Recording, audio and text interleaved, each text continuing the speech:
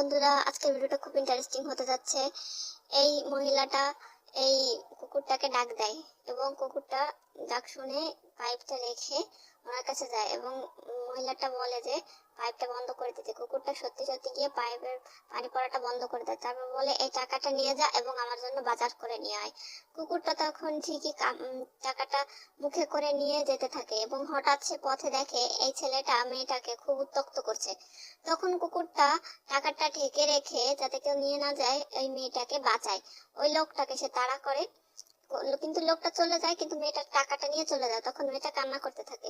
তখন কুকুর তাকে বোঝানোর চেষ্টা করে যে তুমি কান্না করো না। তখন মেয়েটা বলে যে ওই ছেলেটা আমার টাকাগুলো সব নিয়ে গেছে। তখন কুকুরটা বলে যে তুমি এখানে থাকো, আমি এখনই আসছি। এই বলে কুকুরটা তার যে টাকাটা মালিকের, ওই টাকাটা নিয়ে এসে মেয়েটার কাছে দৌড় দেয়। এরপর সেই টাকাটা মেয়েকে দিয়ে দেয়। মেয়েটা টাকাটা পেয়ে কুকুরটার উপর খুব খুশি হয়।